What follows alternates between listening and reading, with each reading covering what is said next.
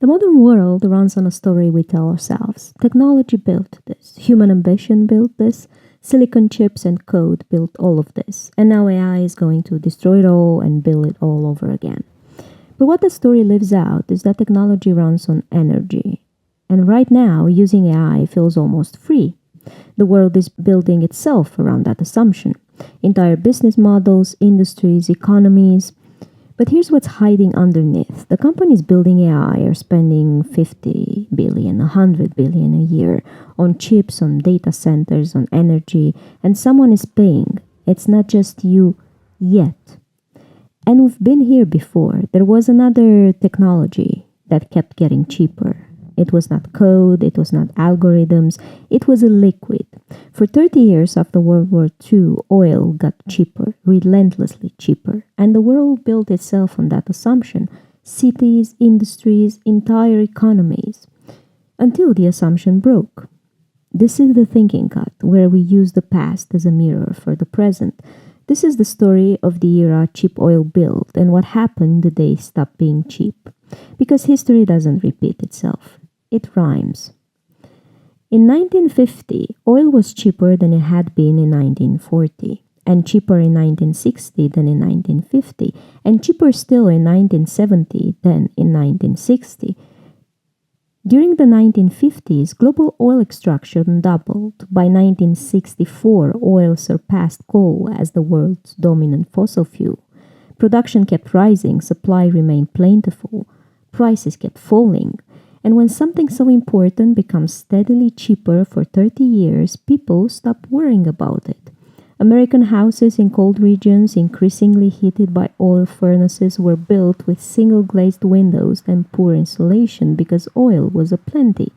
Cars became larger and efficient. Industries such as steel saw no reason to modernize their operations.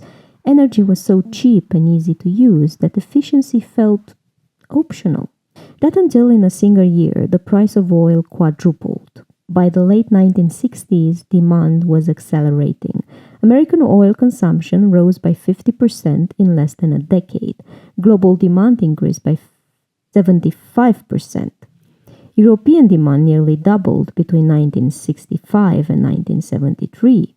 Economic growth was becoming dependent on oil, but things were changing. In 1950, the US produced 54% of the world's oil, but after 1970, that will fall dramatically. The country that once felt it could own and drink the milkshake. I drink your milkshake! Would discover that the milkshake was elsewhere. And meanwhile, another force was rising, named OPEC. In 1960, 5 countries met in Baghdad: Iran, Iraq, Kuwait, Saudi Arabia, Venezuela. They formed the Organization of the Petroleum Exporting Countries. Their goal was simple: to prevent further price decline and assert control over their own national resources. So OPEC was born. In the early years, it had limited power, but as global demand surged and US production peaked in 1970, its leverage grew. Quietly but inevitable. In April 1972, the Texas Railroad Commission lifted its limits on production. What does this mean? Well, from 1930s onwards, the Texas Railroad Commission acted as the guardian of global oil supply. If prices fell, Texas cut output. If prices rose, Texas increased output.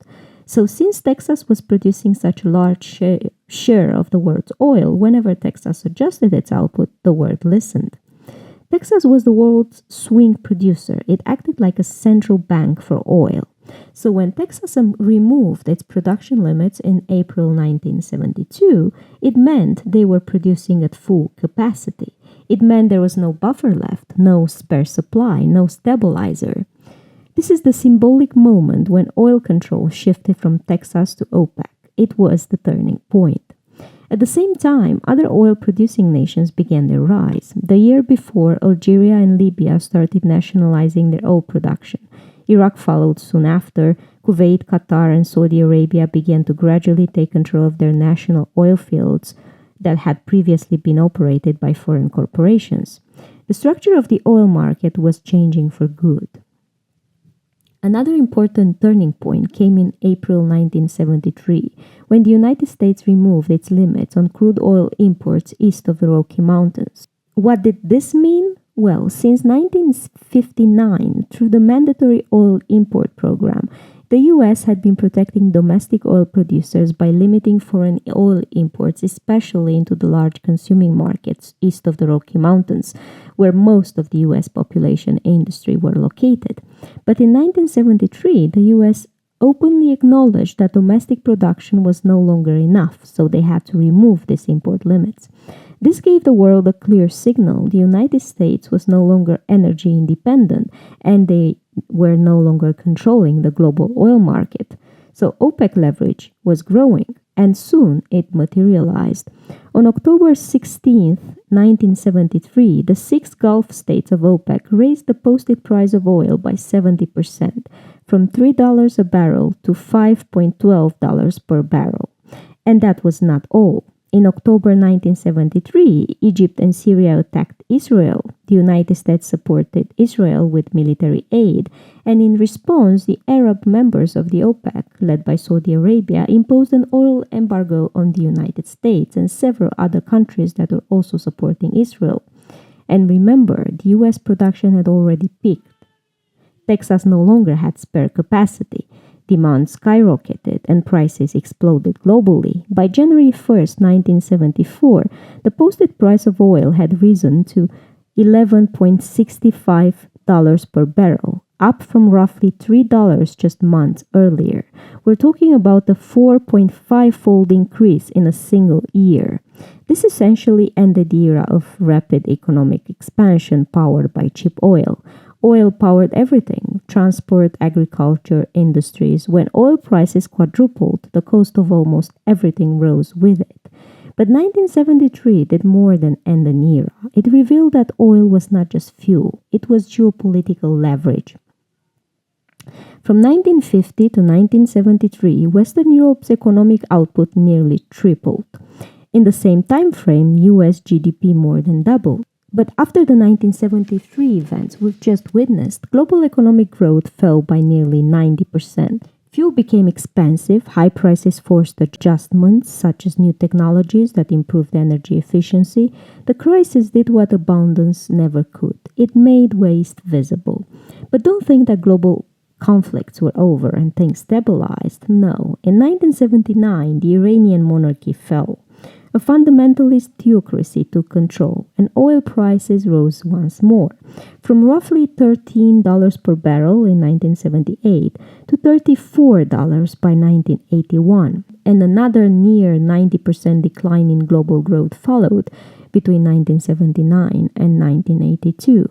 More than $30 per barrel proved to be a demand-destroying price, and the world adjusted again.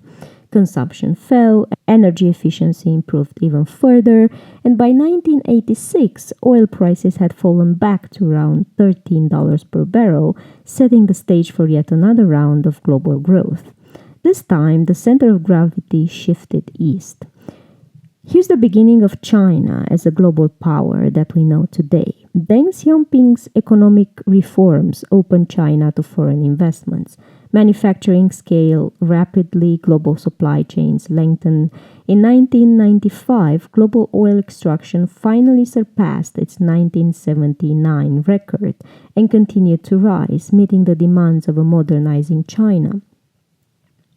But something structural had changed already. Oil's share of global primary energy began to decline, from 45% in 1970 to 38% in 2000 to 33% in 2019.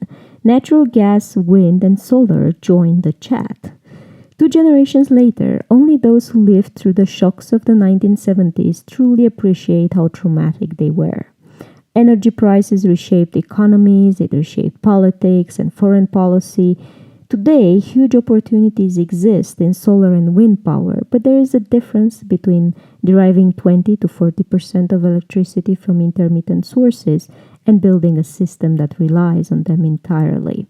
Because green energy such as solar and wind is intermittent energy, it requires long-term storage capable of backing up days or even weeks of electricity.